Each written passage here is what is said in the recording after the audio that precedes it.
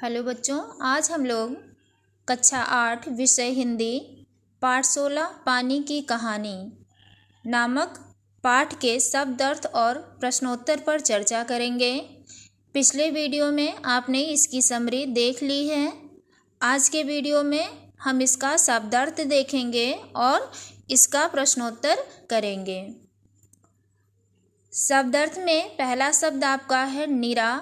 निरा शब्द का अर्थ होता है बिल्कुल, सिर्फ या खाली। निरा शब्द का अर्थ बिल्कुल, सिर्फ या खाली, केवल भी इसका अर्थ होता है। फिर दूसरा शब्द आपका है सांसत। सांसत मतलब होता है कठिनाई में पड़ना, बड़ा कष्ट। जैसे लोग कहते हैं कि उनकी तो सांसत हो गई, कठिनाई में पड़ना या बड़ा कष्ट, सांसत का अर्थ होता है। वर्णातीत। वर्णातीत मतलब होता है जिसका वर्णन ना किया जा सके, जो वर्णन करने से परे हो, जिस बात का वर्णन शब्दों के माध्यम से संभव ना हो, वो होता है वर्णनातीत। उन्मत्त शब्द का अर्थ होता है पागल। घाटी शब्द का अर्थ होता है दो पहाड़ों के बीच का खाली स्थान। दो पहाड़ों के बीच का जो खाली स्थान होता है उसे हम घाटी के नाम से जानते हैं। अब हम प्रश्न अभ्यास पे आते हैं। आपका पहला प्रश्न है, लेखक को ओस की बूंद कहाँ से मिली? कहाँ पर मिली थी लेखक को ओस की बूंद? समरी आपने देखा है तो आपको पता है कि लेखक को ओस की बूंद कहाँ आपका प्रश्नवाचक शब्द है तो कहाँ के स्थान पर हो जाएगा? बेर के पेड़। बेर के पेड़ पर ही जो है ओस की बूंद पहुंची थी, वहीं से लेखक के हथेली पर गिर जाती है। तो आपका आंसर होगा लेखक को ओस की बूंद बेर के पेड़ से मिली। दूसरा प्रश्न आपका है, ओस की बूंद क्रोध और घृणा से क्यों कांप उठी?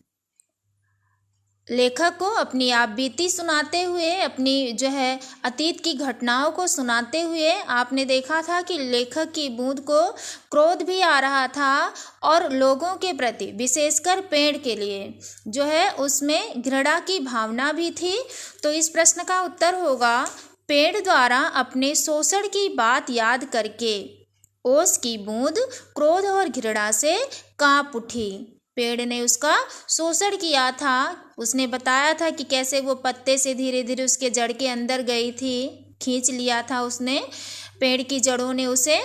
तो पेड़ द्वारा अपने शोषण की बात याद करके ओस की बूंद क्रोध और घृणा से कांप उठी। आपका प्रश्न तीसरा है, हाइड्रोजन और ऑक्सीजन को पानी ने अपना पूर्वज या पुरखा क्यों कहा है? पूर्वज या पुरखा, जैसे जिनकी हम संतान होते हैं वो जो हमारे पूर्वज कहलाते हैं, पुरखा कहलाते हैं। तो पानी ने अपना पुरखा और पूर्वज, चाहे पुरखा या पूर्वज, हाइड्रोजन और ऑक्सीजन को कहा। ऐसा क्यों कहा? इसका उत्तर होगा, हाइड्रोजन और ऑक्सीजन की रासायनिक अपक्रिया के फलस्वरूप पानी का या जल का निर्माण हुआ है। हाइड्रोजन और ऑक्सीजन की रासायनिक अपक्रिया के फलस्वरूप जल का निर्माण हुआ है।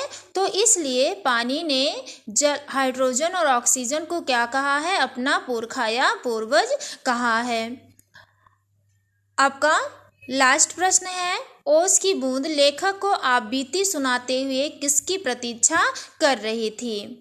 लेखक की हथेली पर ओस की बूंद जो है लेखक से वार्तालाप कर रही थी, उसके संवाद का वर्णन किया गया इस पाठ में।